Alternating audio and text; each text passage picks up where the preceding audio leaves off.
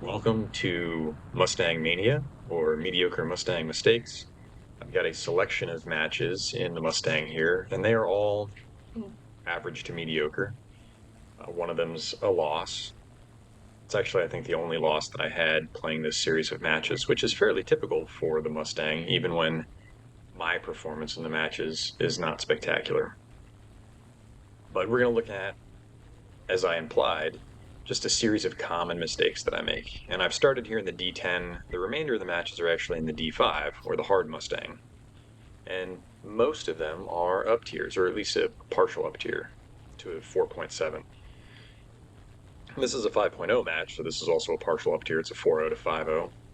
And I've started the match by climbing. I'm seeing the fight develop, but I'm getting a little bit impatient. Because I'm getting a little impatient, I've leveled, I've started to move towards the center of the map, and I've attracted the attention of a Yak 3 with a superior energy state. And that is, of course, a problem. It's a problem in really any plane, but it's certainly a problem in the Mustang, because at this altitude, the Yak 3 has no issues with power production or power to weight ratio compared to the Mustang.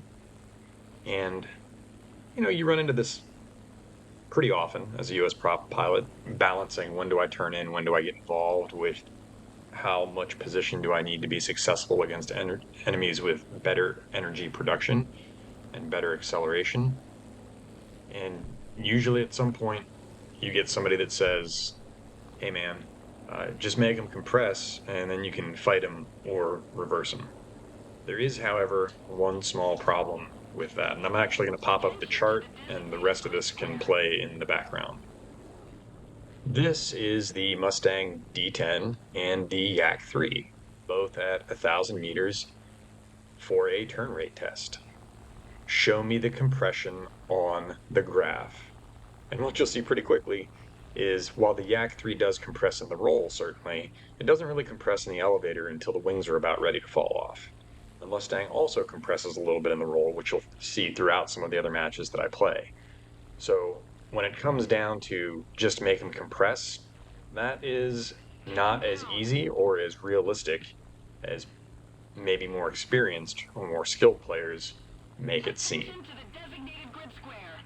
So the big error or the big mistake here from my part to highlight, aside from just not having the skill to confidently reverse a Yak 3, is that my impatience, my desire to get involved in the match faster, actually cost me the ability to do that, because I've spent a ridiculous amount of time now trying to keep a plane I can't dogfight at distance, right, to stay alive. It does oftentimes work though, and once they realize they can't catch you, or that you're not going to simply give them the frag, they do break off. So now we're back over the fur ball, and if I had just climbed, if I had just climbed more to the side, if I had just been more patient early, I could have arrived to this exact same point in the match, but actually earlier, and with more bandits to engage. So, again, mediocre Mustang mania, uh, or just whichever combination of alliteration I come up with next, you can you can see how the typical impatience hurts. And incidentally, I believe in this match we also had an F8F and an F4, or that might be a later match. But I always kind of look, and it's like, okay, well, what are the two planes in the lobby with the absolute best climb rate? What are they doing? Or are they climbing? And no, they didn't climb. So we had a 109 F4 and F8 F1 that flew straight in, and they're nowhere to be found on the leaderboard. They're not here mid to late match. Again, if you have a plane that can climb and establish early positional advantage, and you're not doing it, I don't know why not. But now that we actually can come in with a little bit of an energy advantage, we're doing some dogfighting. We get the severe there. It's not really dogfighting, it's energy fighting. And where the Mustang excels is, yes, the Yak is fast, but you can push yourself in a dive well past the rip speed of the Yak, let alone its speed in a straight line. And coming into this fight with a big energy advantage allows me to be very aggressive and get a shot on the Yak 3 without him being able to retaliate. And at this point in the match, um, I think we've arrived to it's a J26, so a Swedish Mustang, a P-51 D30, and a P-51 D10. So there's only 3 aircraft left on our team, and we go into this late game stage, with a numerical disadvantage. But when you have speed and altitude in a group of Mustangs that know what they're doing, the numbers become sort of irrelevant.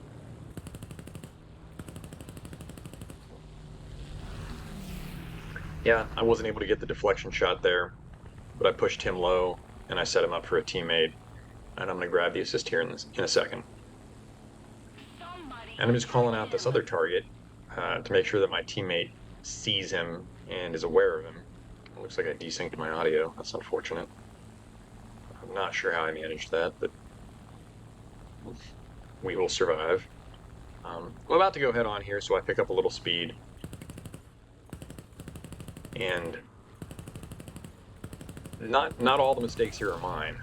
They did not contest that head-on at all. So that's actually 2 aircraft in a row that did not contest the head-on in the slightest. And if I were a little bit better pilot, a little bit better shot, that would have been 2 pretty easy frags for me.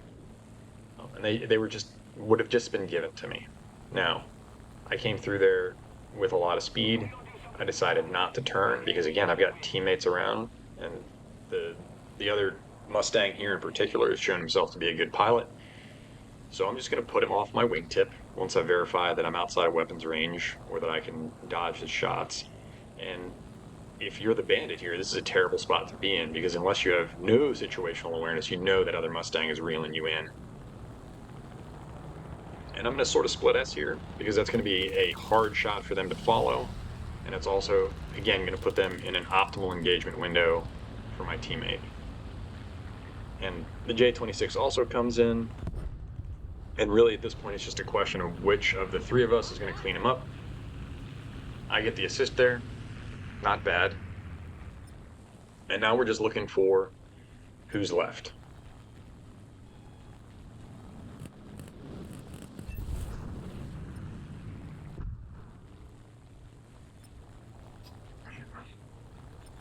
And teammate popped a blind hunt. Pretty helpful. And rather than try to make up the ticket difference here, I just fly an intercept course, because I assume this gent is headed back to base, and I'm in a Mustang. I will absolutely be able to get in his line of flight. I will get to him before he can get to the base, as will we all, really. And this just puts him in a terrible position. I don't know if he has ammo left. I'd move a little here just to see if he's going to try to pitch up for me. Maybe he wants to take a head-on, maybe not. Because at this point with 3 Mustangs, this guy has to know he's dead. He's nowhere near close enough to his base to escape. And he doesn't pitch up. He's pretty slow, and we're able to just finish the fight here. His bombs do almost get me, which is kind of funny. But all in all, 2 air-to-air victories, 1 assist. It was not a good match. I made some very big mistakes with early positioning, but 3 Mustangs, late game, flown semi-competently with a speed and altitude advantage or an energy advantage, and you just, even with me behind the controls of one of them, you can't beat that. So here is the second match. This is in the D5 now. And the big mistake that I make here is target fixation. And there's a little bit of that same impatience from the first match, arguably a little bit more justified in this match because the fight does develop much more quickly. This match was a lot shorter overall, playing against Germany primarily here, and you'll get to see that I very nearly get taken out by, I think, a BF-109 E series, so a plane that's below me in BR, because I fixate on one of his Friedrich or Foxtrot brothers. This match does highlight a little bit sort of the valid fear that if you don't get in there and start mixing it up, then you end up missing out entirely, because this match did burn relatively quickly. But there were other targets and other opportunities that I did not get to take because I was busy trying to A, stay alive, and then B, limp my heavily damaged plane back to base, where if I had not target fixated, I would not have cost myself, would not have lost all of those other opportunities. That was a pretty spicy long range shot from that 190, by the way. I'm glad it sparked. I'm not sure exactly what he hit, but he was a ways out there.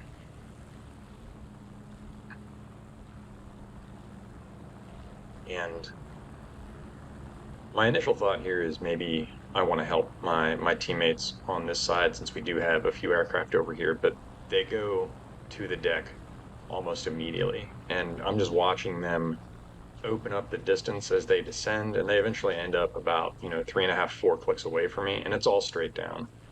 So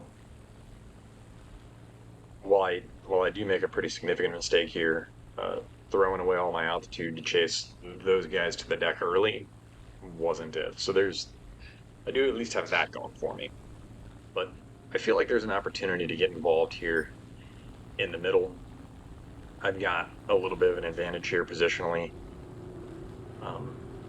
And this is a great opportunity for me. And the point here is that I waste that opportunity by tunnel visioning, target fixating, and I just kind of stick to this 109 F4.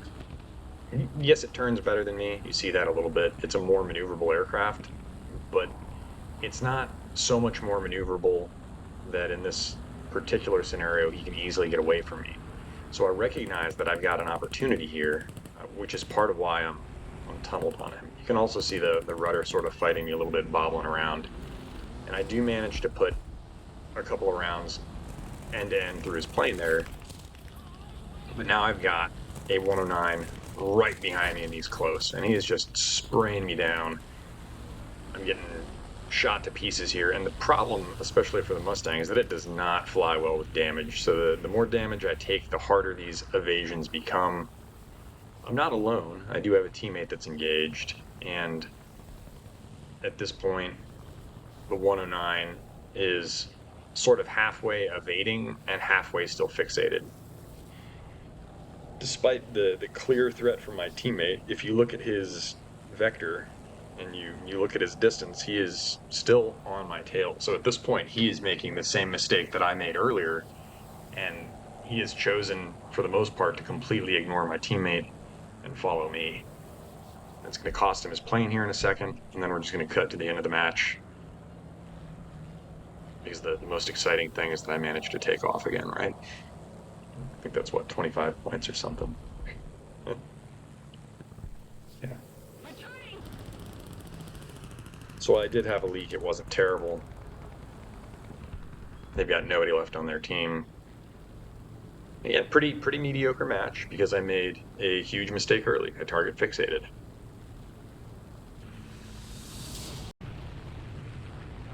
So in this third match here, I take a match that was winnable and I turn it into a loss. And I do that in a couple of steps. One is I make a bad assessment about what my team is capable of. Now, specifically, I had a couple of P-38s on my team that did the thing where they turn on the smoke and they dive to the airfield on spawn. And people that do that are giving you information about the type of player they are. And you need to factor that a little differently than I did. Secondly, impatience. It's a small lobby. There's not too many planes. I don't want to sit the match out entirely. So I'm going to get involved a little bit early, and then we're going to look at the exact moment, really, where I decide to throw the match. That wasn't what I was thinking when I made the decision, but that was in effect what I was doing.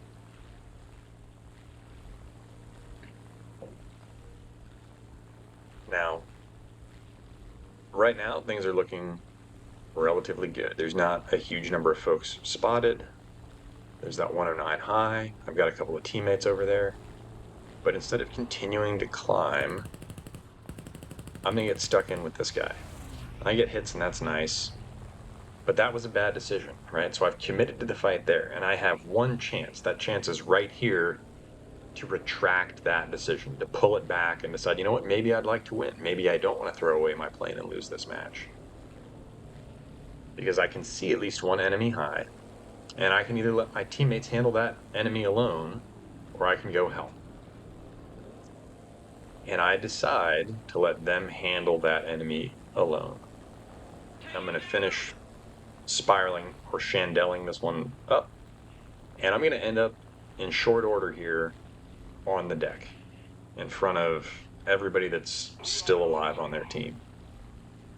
And, you know, I jokingly said one of my other videos, don't be food. Well, if you're an American prop and you're on the deck and not particularly fast, you're food. So I elected to be food this match. And when you do that, you're sort of gambling, right? You're gambling that your team is going to prevent you from being eaten. And that is often not a good gamble. So it's nice that I'm eventually able to close this one out. I started with an energy advantage here. I turn with him, and I eventually get what is, you know, not a terribly difficult shot in conjunction with one of my teammates. And you're going to see the tracers start flying by me here from one of the other 109s. And, you know, that's, for me, that's match-ending damage. And at this point, the only real question is, do I end this match with 1 frag or 2? Because I'm going back to the hangar. And thankfully, I've got enough residual energy here as that 109 goes zipping by me that I'm able to get 1 good burst in here. And, you know, I get to be a 2 frag loser instead of a 1 frag loser. And you're seeing sort of full control deflection here. This 109 is coming in to clean me up. And like, this is it. This is as much aileron, this is as much elevator as I can give the plane. The Mustang does not fly well with damage. And I don't know, I can pat myself on the back because I got 2 frags and went back to the hangar last, I guess. But that was a winnable match. I chose not to win it. And you can see, you can go back and look at the exact moment that I decided I would like to lose. Which, that's a little bit awkward. You know, you feel kind of bad when you look at it in retrospect.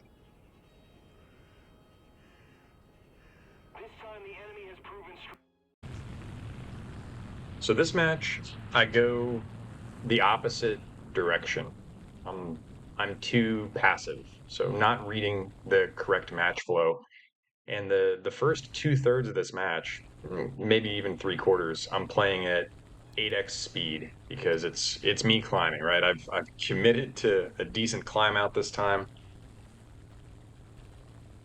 I don't just want to throw my plane away after that last relatively unfortunate match. We've got a more appropriately sized lobby this time. But, you know, if you look at it, I'm about finished with my climb out, and I'm turning towards where the remainder of the bandits are. And when the scoreboard flashed there, you could see, you know, half the bandits are back in the hangar already.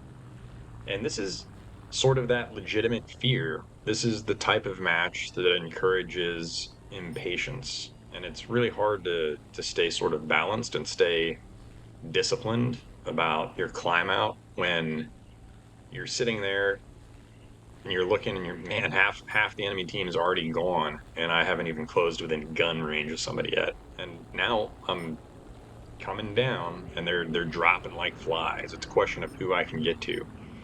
And I spot this other plane out of the corner of my eye, and I pull off of the individual that I was diving on. And they're not going to last much longer. So that individual I pulled off of, they're not gonna be there. That bandit will not be there for me to go back to. And didn't want to leave this 190 high, but I see here that this 190 is completely ignoring the match as it transpired. He cares not at all about his team or my team, and he's just there shooting AI targets, oblivious to everything around. So, you know, I'm glad I was able to dispatch him quickly, but, you know, my lord, I gave up the opportunity to engage other targets to go after a guy that had not a care in the world other than AI. And that's it, right? Like this is the whole match gone like that. And I didn't read, right? I did not read the flow of the match correctly. I did not get involved the right way soon enough. And that's a difficult thing to know and achieve. That's a really difficult balance for a lot of less skilled players. So tough cookies. So this is the last match in the, what is this, a quintuple? Uh, in the set of five. And the match actually starts out pretty well. I have a nice disciplined climb out. I've got one teammate with me. I'm maintaining my situational awareness. The challenge, of course, is that, as is often the case, you're going to see the enemy team whittled down pretty effectively. Actually, both teams end up whittled down pretty effectively. But at this point, I'm looking at who's spotted and where, and I feel like I can start moving towards the center of the match, center of the map. I really like this map, by the way. The terrain variations are really nice, gives it an additional tactical dimension. So I'm picking up speed, and I'm headed back towards the middle of the map. We've got one bomber high, we've got one J-26, which is just a P-51, but Swedish. And I'm going to ask my teammate here in chat if he's going to pick up the J-26. Ultimately, he decides to go for the bomber, which leaves me on the J-26. And the J-26 is a little bit time consuming because he is elected to sort of fly straight through map center. And he's not actually AFK. He just makes a little bit of a mistake here, looking at closure rates and energy states. And this is an easy thing to do. But since we're in virtually identical aircraft, he could have he needed to play this a little bit differently. He needed to either dive and pick up speed to maintain the separation between us and potentially try to lead me back to his team, or he needed to pick up altitude a little bit more aggressively, or he needed to climb more optimally early in the match. And what happens here is, just based on my closure rate, the fact that I'm keeping it relatively flat here allows me to get within range to just pitch up and begin putting rounds on him. And by the time I've maneuvered up to take this shot, it's really too late for him. He does not have the speed or the energy to extend away. And you can see that he realizes after the first burst, and he attempts to evade, but it's just too late. And we've got a fire, we've got some additional damage, and that's it. So, because that was a little bit time consuming, we are now in the late game. The match is virtually over. We've got an LA7 and a Key 43. And this is the mistake that I make, and it's a target prioritization mistake. I choose the LA7 here. I think on balance the LA7 is a more dangerous aircraft. But if I'd read this situation correctly, I probably should have been able to conclude that that LA7 is just straight RTB. It's the only reason he would leave his teammate to fight alone there. And I should have probably chosen to assist my teammate with the Key 43. I didn't. That's maybe forgivable. Uh, the LA7 leads me on, a merry little chase here, and it's a little bit like a dog chasing a car. When you do catch an LA7 in this flight envelope, what are you really going to do? And I'm hoping that I can energy trap him or bring him up here, since I came in with a little bit more speed. And he doesn't bite, right? He is flying straight back to base, and he's got great low altitude speed, great low altitude acceleration. And at this point, I should have made the assessment that I can't catch him. Even if I want the LA7, even if I think he's more dangerous, I'm not going to get him. And this is the part where I should have broken off to get the Key 43. So that's really the more indefensible of the target prioritization errors, because now I have made the same error twice, but with a much clearer signal or impetus not to make it the second time. Now we do get pretty close to the airfield here. I pull off, but not soon enough. So the airfield AA is going to hammer me. And actually, humorously, the further I get from the airfield, the harder it's going to hit me.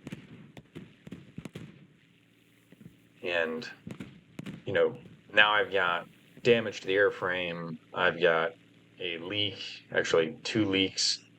So my ability to loiter and wait for that LA7 is now greatly diminished. And maybe I can get a head-on with this Key 43, who's probably also RTB at this point. The Key 43 doesn't want any part of that, puts a mountain between us, and I can try to repeat the same mistake where I chase somebody back to their base.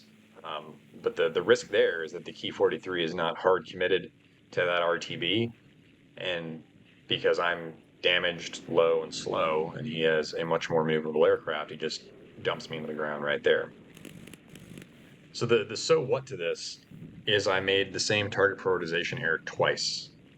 Should have gone for the Key 43, went for the LA7. Should have broken off the LA7 to go for the Key 43, kept going for the LA7. My consolation prize is that one AI target I got there, and instead of this match ending where I get 2 or 3 frags, I'm gonna have 1 frag and an AI target because I made a bad target prioritization decision.